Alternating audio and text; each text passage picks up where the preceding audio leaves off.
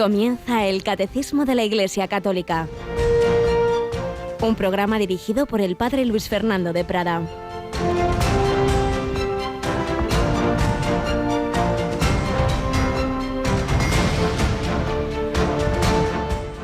El Señor es el Espíritu, y donde está el Espíritu del Señor hay libertad. Mas todos nosotros, con la cara descubierta, reflejamos la gloria del Señor y nos vamos transformando en su imagen con resplandor creciente por la acción del Espíritu del Señor. Alabado sean Jesús, María y José. Muy buenos días en este jueves 10 de junio, primer tercio de este mes de junio, mes eucarístico, mes del corazón de Jesús, que quiere ir haciendo nuestro corazón semejante al suyo. El Espíritu Santo va haciendo esa obra, como nos dice San Pablo en este fragmento de la segunda carta a los Corintios que estamos leyendo en la lectura continua de la misa. Nos vamos transformando en su imagen. Sí, el Señor va haciendo esa obra, no es cosa nuestra. Un santo no es que tenga unas cualidades especiales humanas, sino que se deja modelar, esa arcilla se deja modelar por el Señor, por el Espíritu Santo.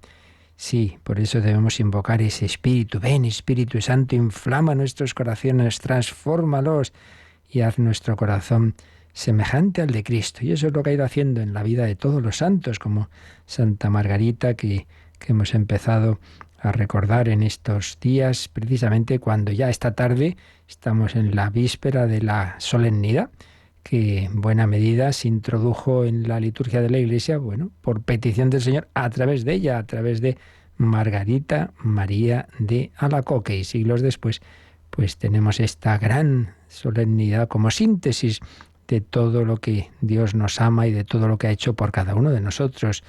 Todo viene de un amor de Dios, un amor hecho carne en el corazón de Cristo. Tenemos con nosotros a Yolanda Gómez. Buenos días, Yolanda. Muy buenos días, Padre. Pues recordamos que precisamente esta fiesta, al ser solemnidad, pues ya en la tarde de hoy ya tiene una primera misa de vigilia que nosotros hoy retransmitimos desde un hermosísimo lugar, ¿verdad?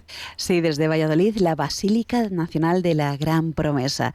Y una misa que además va a estar presidida por el obispo de San Sebastián, por Monseñor José Ignacio Monilla.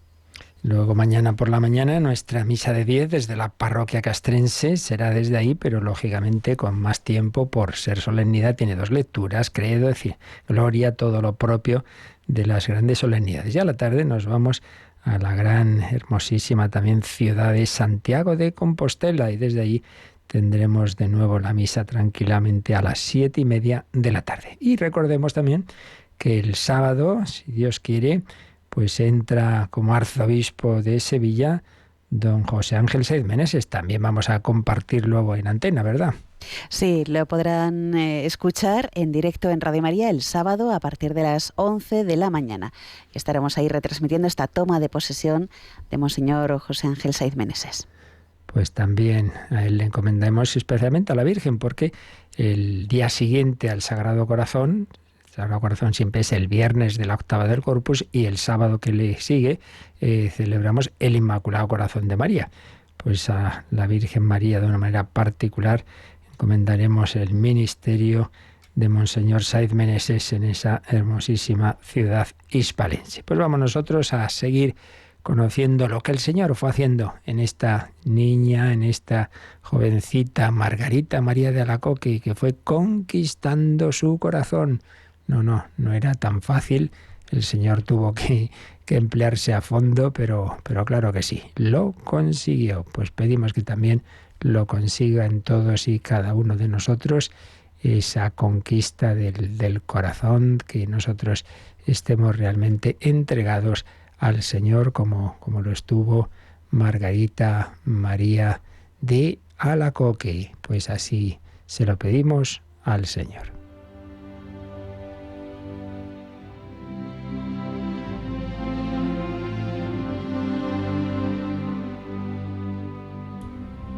De la autobiografía de Santa Margarita María. Ayer habíamos visto cómo desde pequeña la gracia de Dios actuó de una manera muy fuerte en el alma de esta niña, cómo se había, sin saber las palabras que decía, se había consagrado su pureza había hecho voto de perpetua castidad.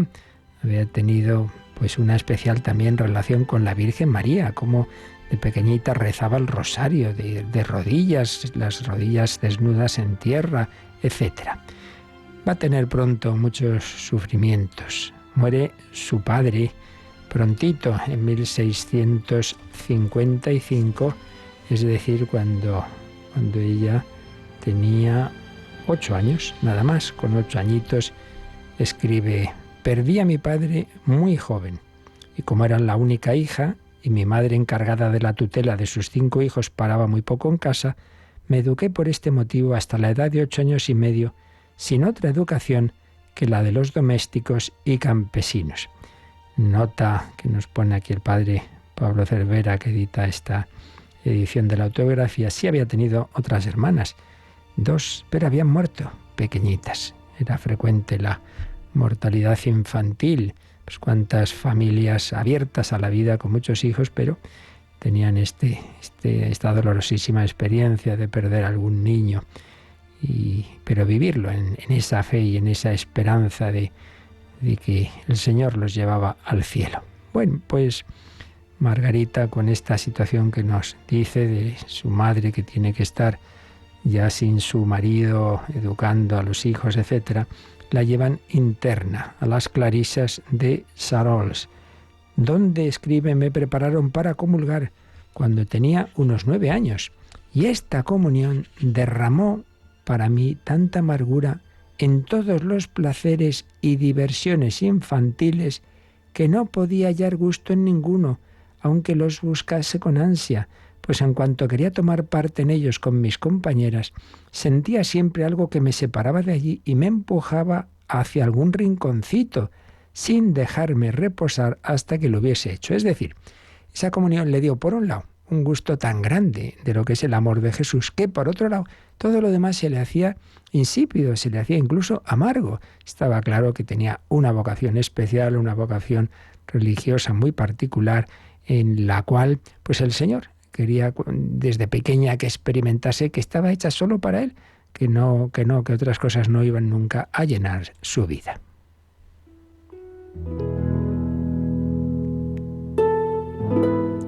Así que el Señor la llamaba a separarse de los juegos y luego me hacía ponerme en oración, casi siempre postrada, o con las rodillas desnudas en el suelo, o haciendo genuflexiones con tal de que no me vieran, pues sufría un extraño tormento cuando me descubrían. Tenía grandes ganas de hacer todo lo que veía practicar a las religiosas, considerándolas a todas como santas, y pensando que si yo fuese religiosa, llegaría a ser como ellas. Eso me hacía tener grandes ganas de serlo, y yo solo aspiraba a ello, aunque no eran, a mi parecer, suficientemente recogidas para mí. Estas en cuyo internado estaba. Como no conocía a otras, pensaba que debía quedarme allí. Aprovecho para hacer un par de comentarios. Uno, que no pensemos, ya lo decía ayer, que Dios no puede realmente actuar en las almas de los niños. Lamentablemente, en nuestros tiempos pues de tan poca fe, o incluso pues de apostasía en muchos casos, pues demasiadas situaciones conocemos de vocaciones de jóvenes con grandísima oposición familiar. Y uno se da cuenta de que realmente, en muchísimos casos, no digo en todos, pero en muchos casos, es que esos familiares no creen que Dios pueda actuar en el alma de las personas. Entonces, ¿qué creen? Pues que alguien, como dirían popularmente, les ha comido el coco. Claro, es que el cura, es que las monjas, es que no creen que Dios realmente pueda atraer por dentro. Luego otros casos habrá, que el tema ya será más discutible, si en efecto está bien discernido, ¿no? Pero muchísimas veces es esto, que no se cree en que Dios actúe en el alma de esa persona. Pues vaya que se actúa. Pero un segundo comentario distinto es que, ya lo hemos dicho también muchas veces, pero conviene recordarlo una y otra vez, cada santo, cada uno de nosotros tenemos un camino distinto. Entonces, a Margarita María Dios la iba a llevar por uno bastante especial, para empezar porque iba a ser religiosa contemplativa, pero además, bueno, con un camino pues muy suyo. Entonces hay quien se agobia, ay, si esta santa, este santo hizo eso, yo tengo que hacerlo. No. Lo hizo él porque a él se lo pidió Dios, a ti no. Es decir, que no tiene todo el mundo que hacer esto que aquí estamos diciendo, ¿no? Entonces, que no jugar con los demás niños y irme a una esquina. No, eso era para ella. Pero ya lo decía San Francisco de Sales. En la vida de los santos hay cosas para admirar, pero no para imitar. Eso ya depende de la vocación, del camino de cada uno.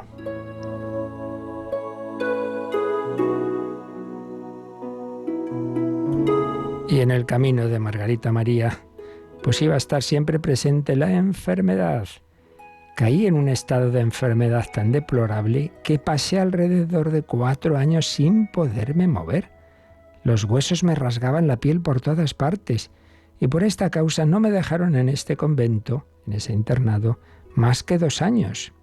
No pudo hallarse en definitiva ningún remedio a mis males, más que el de consagrarme con voto a la Santísima Virgen, prometiéndole que si me curaba, sería un día una de sus hijas. No se curaba por medios humanos, hizo este voto. Apenas hice este voto, recibí la curación, acompañada de una nueva protección de la Santísima Virgen, quien se declaró de tal modo dueña de mi corazón, que mirándome como suya me gobernaba como consagrada a ella, me reprendía mis faltas y me enseñaba a hacer la voluntad de mi Dios. ¡Qué maravilla! Esta es la consagración a María, esto es vivir con María, por María, para María, en María. Me recuerda lo que nos ha contado aquí Margarita, lo que tiempo después, siglos después, le pasaría a otra niña francesa, Teresita. También tuvo una extraña enfermedad que no había manera, de tipo psicológico, no se curaba hasta que llegó ese momento que ella llama la sonrisa de la Virgen, la famosa Virgen de la Sonrisa, una imagen que tenían en casa, vio que se iluminaba, que la sonreía. Pues no fue alucinación, porque en efecto se curó instantáneamente. Sí, Dios actúa, vaya que se actúe, y a veces de manera milagrosa. Pues bien, Margarita María, con esa promesa que hizo, claro, no porque sí, no es porque me cura si me hago monja, no es eso, sino porque ella ya sentía desde pequeña, como hemos visto, una atracción a la vida religiosa. Ella promete que lo hará. Apenas hizo ese voto, se cura y tiene una especialísima relación con la Virgen María. Dueña de mi corazón, me gobernaba como consagrada a ella, me reprendía mis faltas y nos pone un ejemplo. Me sucedió una vez que estando sentada rezando el rosario, se me presentó delante y me hizo esta reprimenda, que aunque yo era aún muy joven, jamás se ha borrado de mi mente. Hija mía, me admiro de que me sirvas con tanta negligencia. La Virgen, la educaba y en la educación entraba también algún regaño. Decía, oye, estás un poquito tibia hoy, ¿eh? Ahora, ¿por qué no te has arrodillado? O lo que sea, ¿no? ¿Y cómo la enseñaba? Estas palabras dejaron tal impresión en mi alma que me han servido toda mi vida. Recordemos lo que dice la carta a los hebreos. Nos quejamos si Dios nos castiga, pero ¿qué padre hay que no reprenda a sus hijos? Pues malos educadores. Hoy día hay muchos, ¿cuántas veces lo he oído esto? En mi época, como llegar a casa con un regaño del profesor, me caía el regaño de mis padres. Hoy día el regaño le cae a los profesores. Porque no, mi niño, siempre tiene razón. Pues no, hombre, no. También hay que saber educar con amor y con cariño y con paciencia, pero también reprender. Pues así lo hace la Virgen María con Margarita. No está mal la educación. Pues se lo pedimos a la Virgen, que también que a nosotros nos eduque, que queremos ser suyos, que queremos hacer la voluntad de Dios, que interceda ante su Hijo para que haga nuestro corazón semejante al suyo. Y ahora pues vamos a profundizar con María y con todos los santos en la doctrina de su Hijo.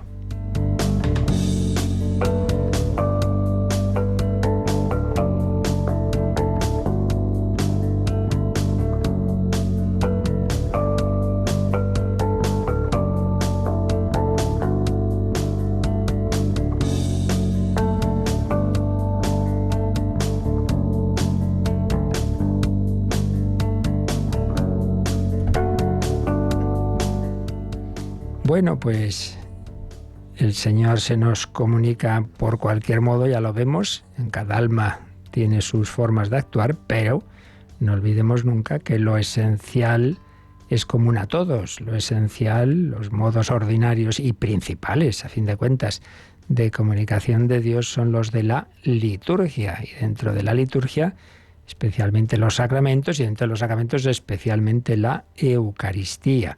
Pero a través de todo ello es Jesucristo quien actúa. Jesucristo, que ya veíamos, terminábamos ayer ya el apartado anterior de quién celebra la liturgia.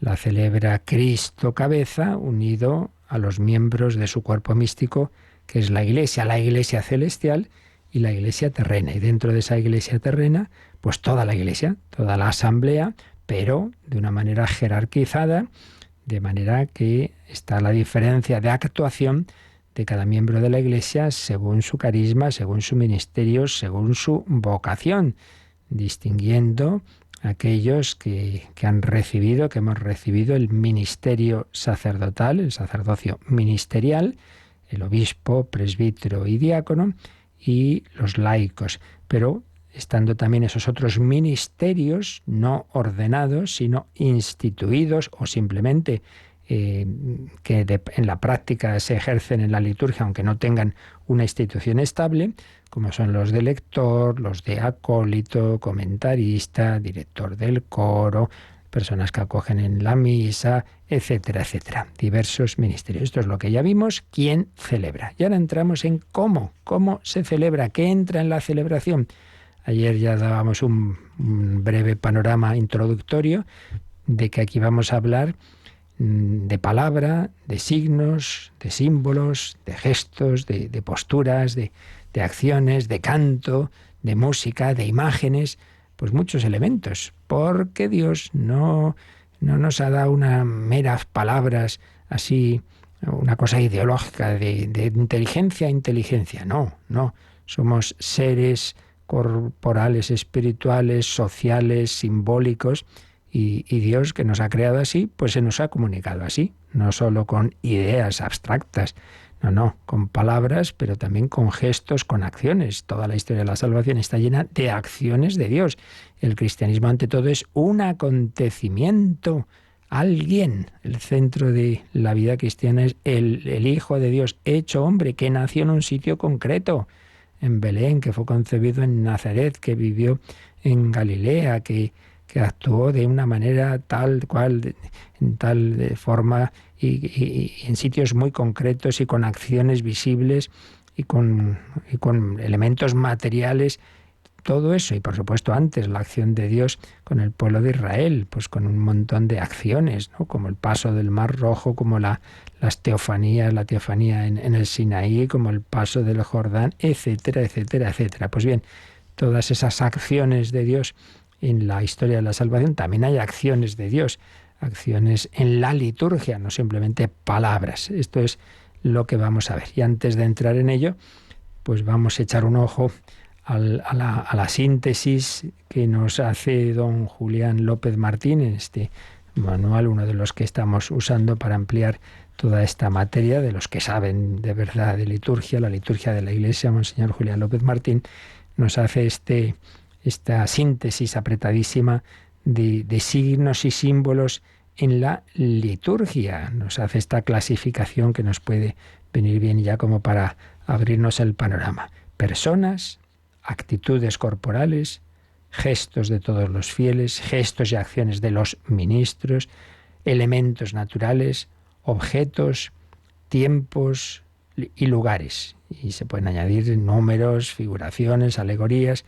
Personas, de esto ya hemos hablado, la asamblea y los ministros que la presiden, obispo, presbítero, diácono, personas. Actitudes corporales, de pie, sentados, de rodillas, genuflexión, postración, inclinación. Gestos de todos los fieles, hacer la señal de la cruz, darse la paz, golpearse el pecho, caminar, ir en procesión y peregrinar, llevar las ofrendas, el pan y vino al altar, llevar un cirio encendido en la mano, comulgar, cantar, aclamar, orar en silencio, ayunar, etc.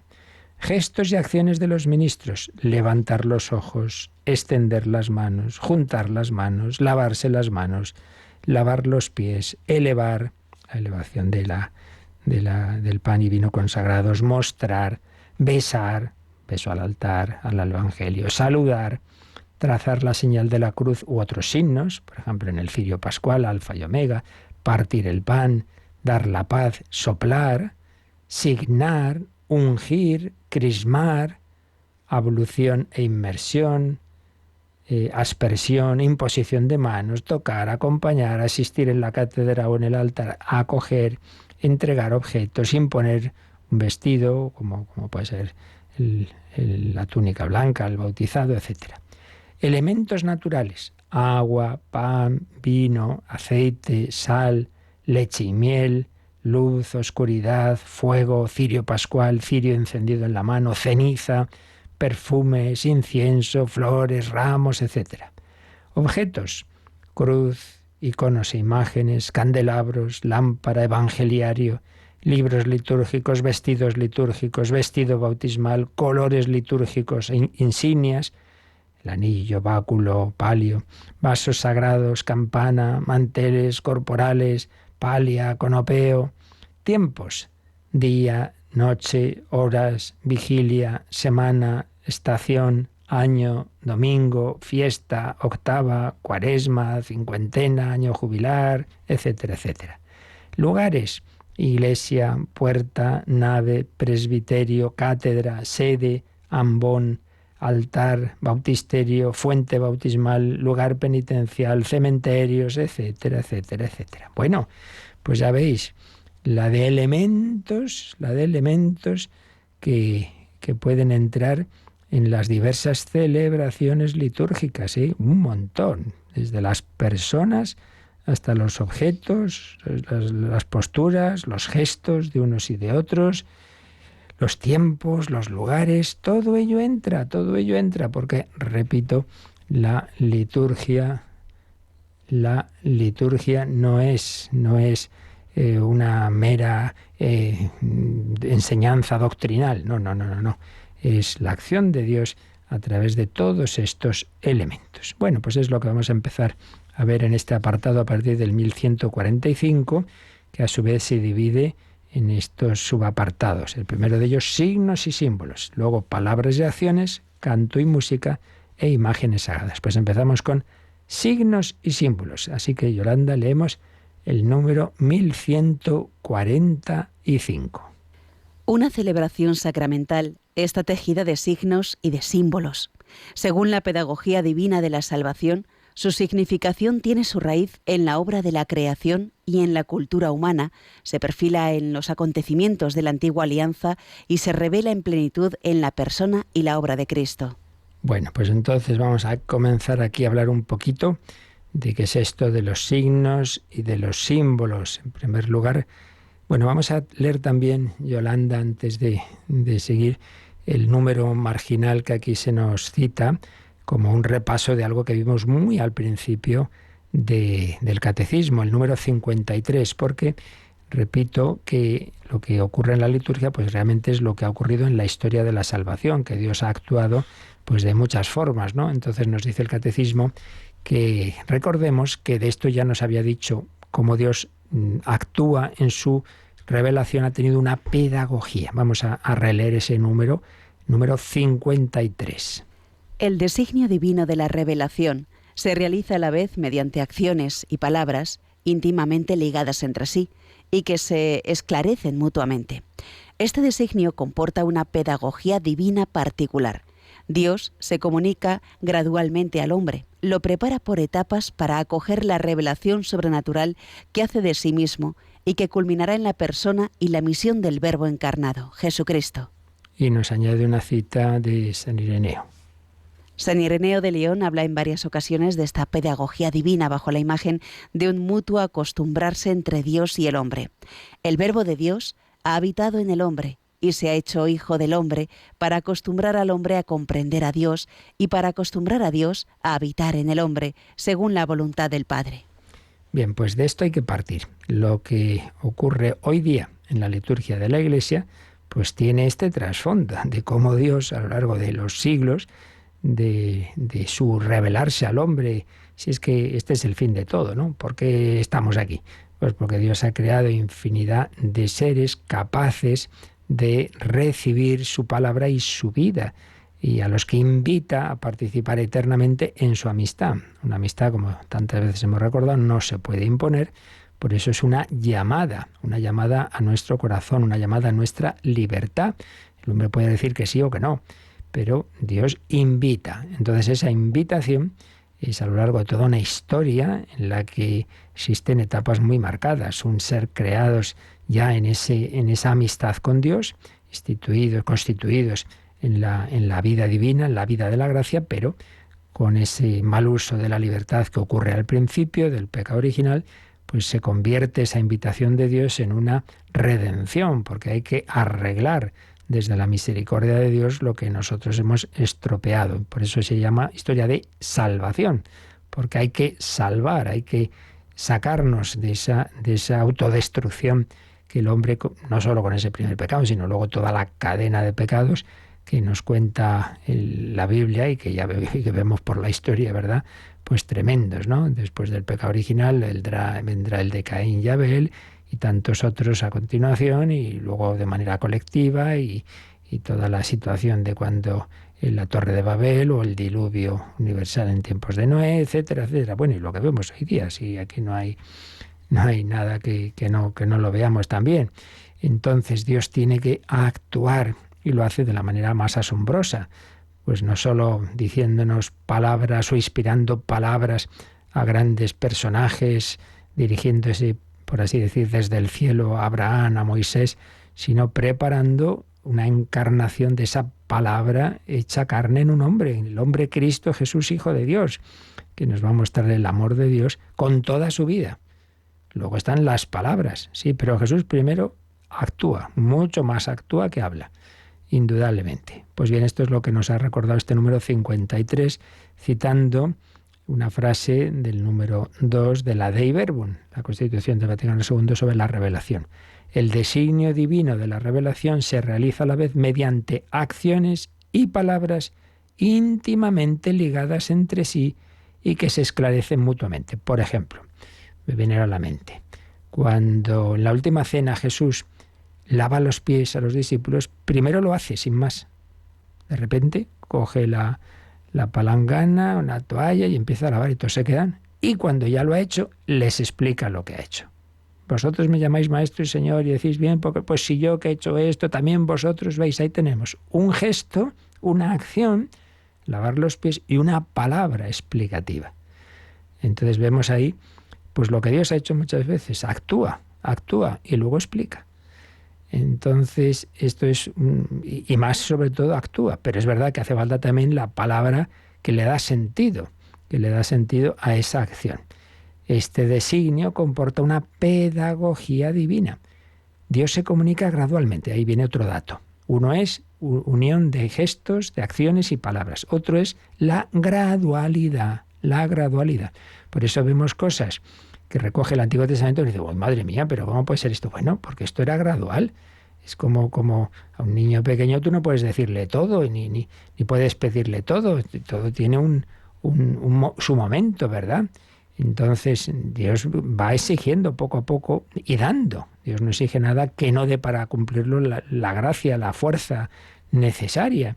Por eso hay una tolerancia de Dios en el campo de la sexualidad, por ejemplo, permitiendo la poligamia, permitiendo el divorcio, en el campo también de esa violencia tan de esos pueblos primitivos, etcétera. Sí, Dios permite lo que no le gusta hasta que llega la plenitud de los tiempos, la comunicación de la gracia de Dios, del Espíritu Santo, que va a permitir vivir ya mucho más en plenitud. Se os dijo, pero yo os digo. No creáis que he venido a abolir la ley, he venido a darle cumplimiento. Y ya no basta solo con no matarás, sino tampoco insultar y tampoco pensar mal. Y no basta con no adulterar, sino el que mire a una mujer con mala intención ya adultera en su corazón, etcétera, etcétera, etcétera. Por tanto, gradualidad. Pues bien, esta gradualidad y esta unión de acciones y palabras también se da en la liturgia. Tú no puedes de repente meter a una persona que aún no tiene fe o que todavía no entiende el cristianismo, ahora lo metes una vigilia de 3 horas y el pobre es que dice, qué horror, y esto no entiendo nada, qué aburrimiento. Bueno, todo debe tener, y por eso hay una iniciación cristiana. Poco a poco se va iniciando y no puedes explicar todo de golpe. ¿De acuerdo? Pues bien, en esa pedagogía entran de una manera muy, muy necesaria los gestos, los signos y los símbolos. Claro, porque el hombre no es un espíritu puro, no es un ángel. No, tenemos pues una dimensión corporal y simbólica y por tanto tienen mucha importancia. Y nos ha dicho, ya volviendo a nuestro número 1145, que el significado de signos y símbolos tiene su raíz en la obra de la creación y en la cultura humana. Es decir, el hombre, claro, pues es un ser que constantemente está viendo realidades en la creación que le llevan a los símbolos. Pues la luz, pues claro, pues eso es algo que, pues luz, pues es que es de día, ¿no? Entonces está detrás ahí el sol, etcétera. La creación. Y en la cultura humana. La cultura está hecha de signos y símbolos. Ya veremos ejemplos. Entonces esto que es natural en todos los pueblos y culturas, siempre hay signos y símbolos. Esto Dios lo va a usar en la revelación del Antiguo Testamento. Por eso dice, este significado de estas acciones tiene su raíz en la obra de la creación y en la cultura humana, se perfila en los acontecimientos de la antigua alianza y se revela en plenitud en la persona y la obra de Cristo. Pues esa revelación tiene siempre un punto de partida en la creación y luego todo el desarrollo del pueblo de Israel y finalmente culmina en Cristo, que instituye el nuevo pueblo en continuidad con esas 12 tribus de Israel, el nuevo pueblo de Dios sobre los 12 apóstoles y que es la vida de la Iglesia hasta la segunda venida del Señor. Este es el panorama, ¿verdad?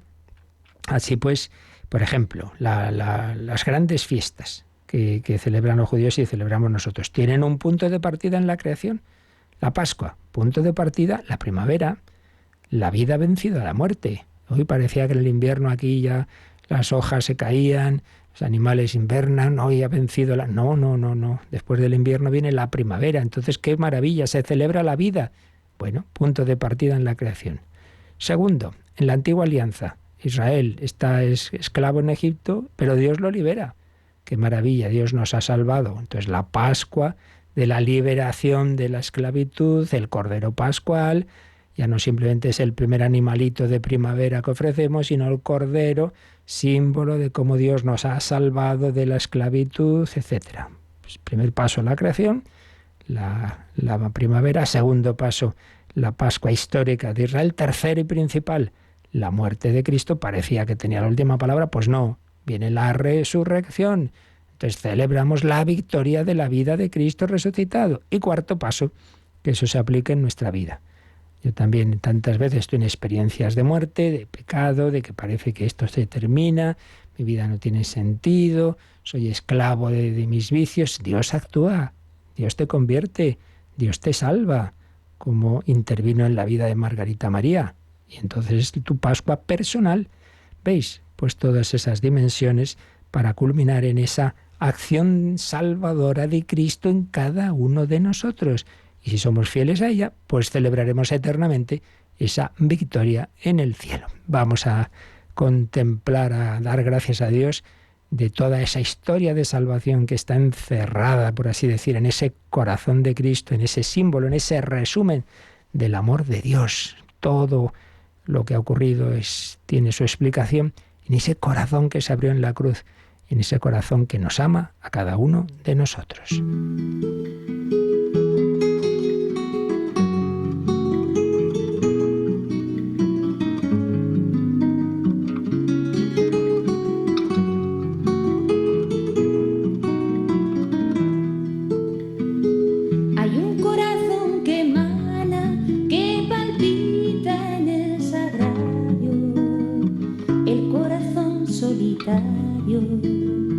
Que se alimenta de amor, es un corazón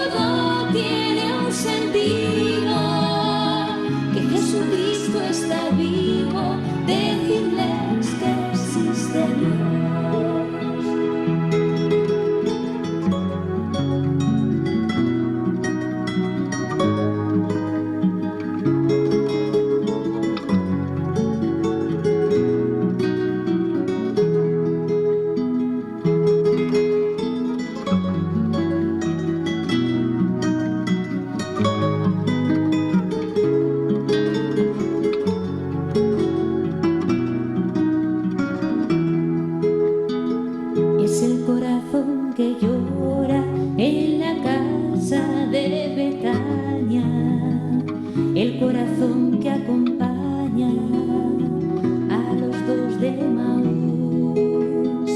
Es el corazón que al joven rico amó con la mirada, el que a Pedro perdonaba después de su negación.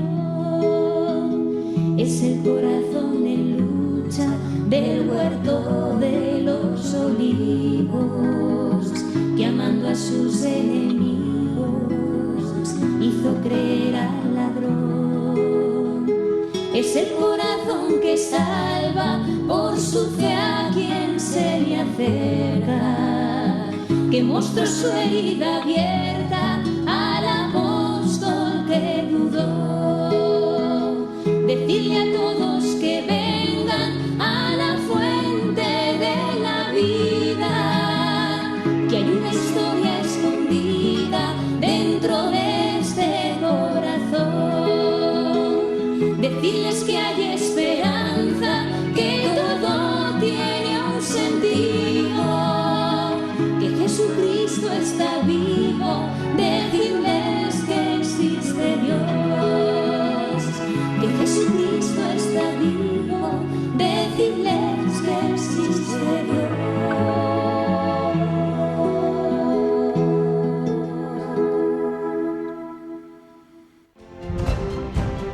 Conoce la doctrina católica. Escucha el catecismo de 8 a 9 de la mañana, de 7 a 8 en Canarias. Y los sábados a la misma hora profundizamos en los temas tratados en el programa En torno al catecismo. Decid a todos que todo tiene un sentido. ¿Cuántas veces el hombre anda perdido? ¿Qué sentido tiene todo? ¿Qué sentido tiene la vida? Pues sí, nos cuesta tantas veces, y es que si no lo vemos desde arriba, pues antes o después entramos en esa oscuridad. Por eso abramos el corazón a aquel que nos da el sentido, que nos da la esperanza. Todo está en el amor de Dios, un amor misterioso, un amor crucificado ciertamente, pero un amor que ha vencido a la muerte y al pecado. Pues eso se nos quiere comunicar, especialmente a través de la liturgia. Vamos a profundizar en qué significa esto de que Dios actúe no solo con palabras, sino con signos y símbolos. Vamos a otro manual clásico, el de los padres Abad y Garrido, que explicaba, en resumo, pues la dimensión significativa de la liturgia, recordando lo que acabamos de decir, ante todo, que hay un diálogo entre Dios y su pueblo. Toda la historia es ese diálogo en que Dios anuncia y ofrece al hombre su salvación, el cual está invitado a aceptarla. Tiene que escucharla y luego responde negativamente o afirmativamente. Ojalá como María, y aquí la esclava del Señor, o como Samuel, habla Señor que tu siervo escucha, pero por desgracia podemos decir que no. Hay un diálogo, pero nos recuerdan estos autores que la liturgia no es solo diálogo. Tengamos en cuenta que en efecto hay un diálogo en la liturgia, ¿verdad? Todas esas oraciones que dice el sacerdote y responde el pueblo. Desde lo más básico, el Señor esté con vosotros y con tu espíritu, es decir, contigo, que también esté en ti, pero tantas otras palabras, ¿no? Levantemos el corazón, lo tenemos levantado hacia... Pero no solo es diálogo, es también acción, lo que estamos diciendo. Acción, una acción divina y el correlativo compromiso humano, y esto se realiza sobre todo en los sacramentos.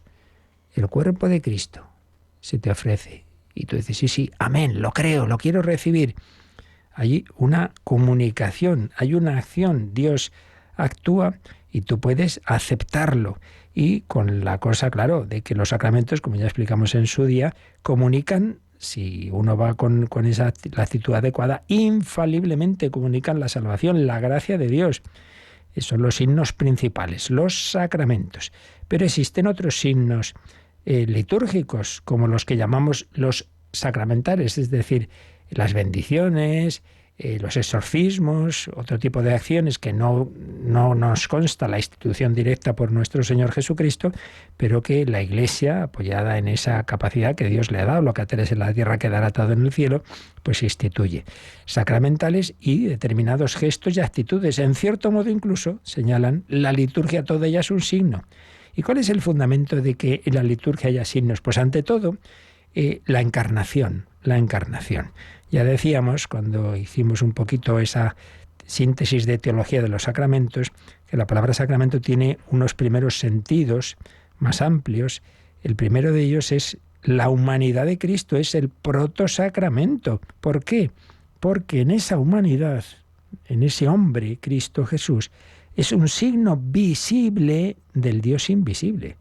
Y esto es lo que es un sacramento, ¿no? Un signo, es decir, una realidad sensible que tú puedes ver, oír, tocar, etcétera, pero que remite a una invisible. Bueno, pues en primer lugar eso. Veían a un hombre, veían a Jesús, pero en Jesús a Dios, lo que Santo Tomás en el cenáculo, ¿no? Trae tu mano, métela aquí. Está viendo un hombre, está viendo unas llagas, pero la respuesta de Tomás es Señor mío y Dios mío.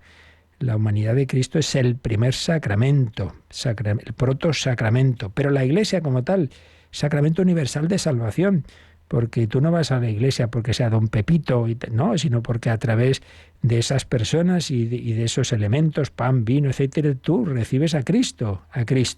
Pero además de este fundamento en la encarnación del Hijo de Dios y de la Iglesia, el otro fundamento es que la naturaleza humana es así, que nosotros nos llegamos a las realidades invisibles a través de las visibles. Un niño pequeño no recibe una explicación de qué es el amor, recibe besos y abrazos y es cuidado. Entonces, a través de algo sensible, a través de ese cariño de los padres, está experimentando lo que es el amor. Claro, pero es a través de algo sensible.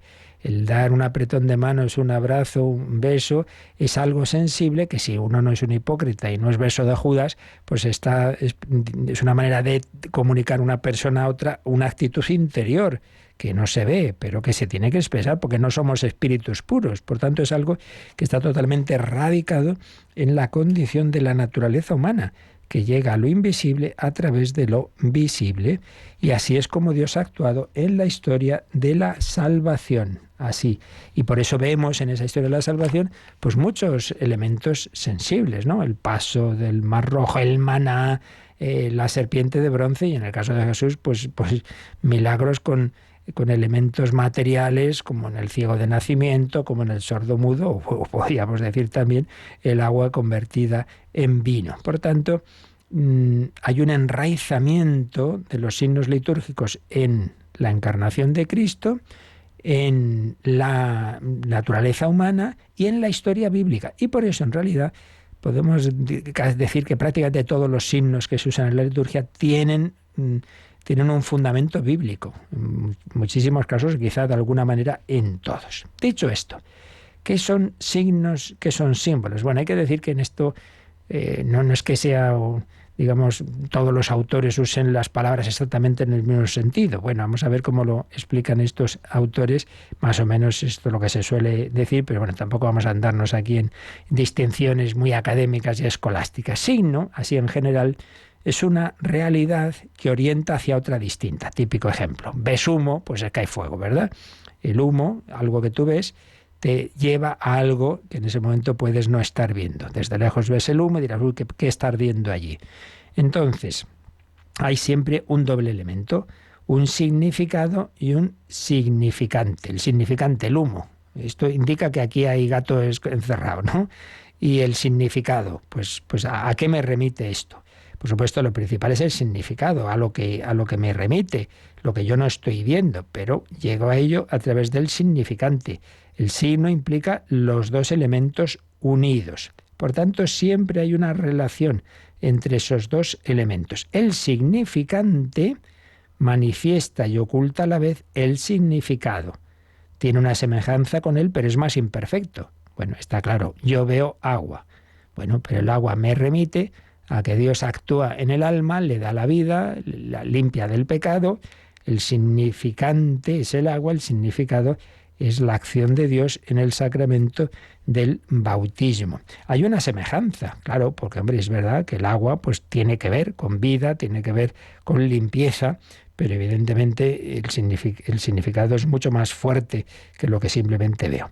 Entonces, signo es una palabra así como más amplia, pero los signos, podemos distinguir en ellos signos naturales, fundados en la misma naturaleza de las cosas, el ejemplo que hemos dicho del humo y el fuego, signos convencionales que dependen exclusivamente de la voluntad humana. Pues hemos decidido que la bandera de nuestra nación sea estos colores. Bien, podría ser así o podría ser de otra forma. Es puramente pues algo que se decide por la voluntad. Hemos decidido que esta señal de tráfico signifique esto. Signos naturales, signos convencionales y símbolos, que hay una mezcla. Sí, dependen de la voluntad, pero tienen un fundamento en la realidad de las cosas, como es el caso de los sacramentos, por ejemplo, lo que acabamos de decir del agua. Pues hombre, el Señor Jesús ha escogido el agua, pero es indudable que tiene que ver, ese signo pues nos orienta, porque el agua, todos sabemos que es necesaria para la vida y para la limpieza, pues el bautismo da la vida de Dios y limpia del pecado. Por tanto, los signos litúrgicos entran en esa categoría de signo que llamamos símbolo. Jesucristo y luego la Iglesia, al conferir naturaleza simbólica a los signos litúrgicos, ha institucionalizado ese modo de actuar, el modo de actuar que tuvo Jesús mientras vivió en la tierra, que muchas veces hacía milagros partiendo de signos naturales. Bueno, pues esto es lo que ocurre en la Iglesia. A través y partiendo de pan, vino, agua, aceite, etcétera, Dios actúa, ¿vale? Y finalmente, recordemos que los símbolos litúrgicos son obviamente signos de sentido religioso, es decir, siempre remiten a la unión con Dios, a la salvación que ha realizado el Señor en Cristo a través de la Iglesia, nos llevan a dar culto a Dios y nos santifican, y tienen siempre una triple característica o vertiente. Por un lado, algo de presente, hacen presente esa gracia de Dios que nos santifica y nos permite dar culto a Dios. Tienen un sentido de mirada al pasado, porque rememoran lo que ocurrió en el Antiguo Testamento, por ejemplo, lo que decíamos antes de la Pascua y sobre todo en la acción de Cristo, y tienen un sentido de futuro, porque anticipan lo que será pleno y definitivo en la escatología. Bueno, así como un panorama siempre sencillo, porque aquí tenemos que resumir lo que en asignaturas de teología se puede dar en 2 meses, lo hemos dicho aquí en unos minutos, pero creo que es suficiente para introducirnos a este apartado. Signos y símbolos. La liturgia no solo son palabras, no son doctrinas, sino que es la acción de Dios a través de la liturgia de la Iglesia, que nos entra por todos los sentidos, por los ojos, por los oídos, por el tacto. El Señor se acomoda a nuestra forma de ser simbólica. Pues lo dejamos aquí e iremos viendo esos signos y símbolos. Cuanto mejor los entendamos, pues también mejor participaremos, como decíamos ayer, esa participación interna y externa en la Sagrada Liturgia. Pues agradecemos al Señor especialmente pues ese regalo del pan angélico de que es la Eucaristía y los demás sacramentos, y tenemos unos momentos también para vuestras posibles consultas. Participa en el programa con tus preguntas y dudas. Llama al 91005-9419, 91005-9419. Puedes escribir un mail a catecismo@radiomaria.es o escribirnos un mensaje al teléfono de WhatsApp 668 594 383, 668 594 383.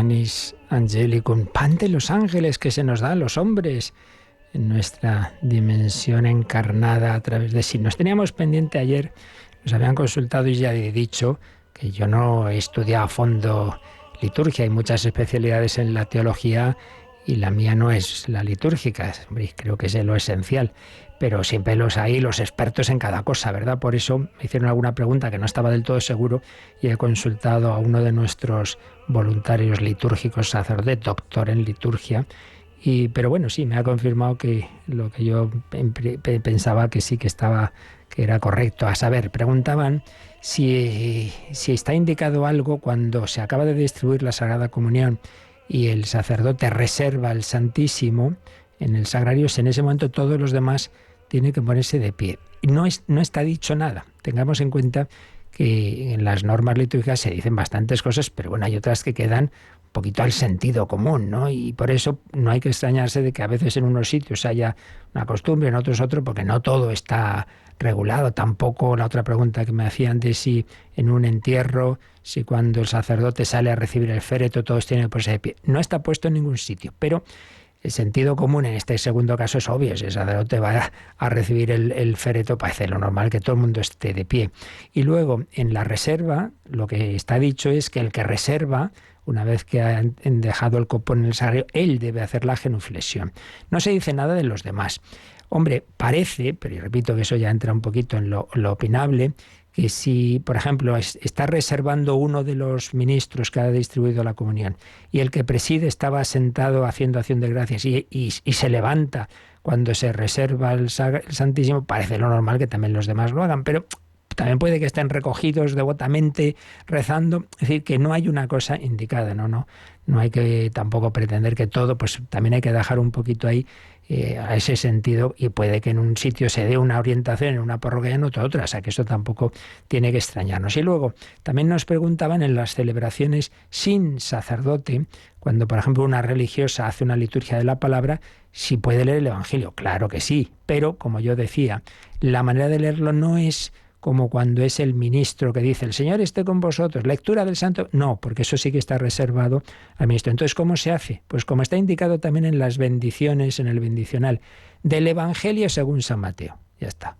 Leemos del Evangelio, la religiosa puede hacerlo uno de los laicos que esté allí, porque no sería ya esa proclamación propia del ministro, presbítero o diácono. Por tanto, puede hacerlo, en efecto, y es lo normal en esa celebración de esa liturgia de la palabra, que se lean las lecturas que se leerían en misa, incluido, por supuesto, el Evangelio, y luego una serie de oraciones hasta distribuir la Sagrada Comunión. ¿Y tenemos ahora alguna llamada, Yolanda?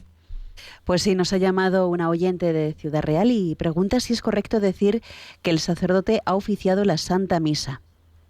Bien, ahí entra en tema de palabras, correcto es. Yo creo que es mejor decir ha celebrado, teniendo en cuenta lo que ayer decíamos, y lo he repetido bastantes veces, que de alguna manera todos celebramos, de alguna manera, ya sé que esto hay que explicarlo bien, porque el que celebra de esta manera presidencial en la que solo él puede decir las oraciones fundamentales, es el presbítero, obviamente, pero todos participamos en esa celebración. Entonces, ¿se puede decir también oficial? Se puede, bien, eso ya entra en palabras, pero no es la que suele usarse en los documentos litúrgicos, más bien se habla de celebrado o presidido a la celebración. ¿Qué más? Y también pregunta si es correcto cuando el sacerdote se lava las manos, que siempre lo ha hecho con agua, ahora lo hace con hidrogel, si eso es litúrgicamente correcto o no. Vamos a ver, aquí claro hay que tener en cuenta que lo que estamos viviendo en la pandemia son todo circunstancias absolutamente excepcionales que no tienen que ver con la liturgia, sino con la sanidad, eso para empezar, ¿no? Hombre, yo creo que aquí se mezclan cosas. El lavatorio de manos antes del ofertorio es una cosa y lo normal es hacerla con agua. Otra cosa es antes de distribuir la comunión, ahí es donde tiene su sentido el hidrogel, claro, para eso la mayor seguridad posible de cara a esa distribución de la comunión. Me extraña que esto lo hagan en lavatorio. Pues hombre, en principio no, debe ser con agua. Pero bueno, digo que en estas cosas, con la pandemia es todo tan excepcional que yo creo que tampoco hay que armarse muchos líos porque, bueno, pues son circunstancias que ya no tienen que ver. Esto ya no es un tema litúrgico, es un tema sanitario, pero lo suyo en efecto no sería ahí, sería en la comunión. Muy bien, pues seguiremos entrando en este mundo de la liturgia, que el Señor nos ayude a vivirla cada vez mejor. Yo recuerdo que precisamente esta tarde ya entramos en esa solemnidad del Sagrado Corazón de Jesús con la Santa Misa desde la Basílica de la Gran Promesa de Valladolid con Monseñor Munilla a las 7:30 de la tarde. La bendición de Dios Todopoderoso, Padre, Hijo y Espíritu Santo, descienda sobre vosotros. Alabado sea Jesucristo.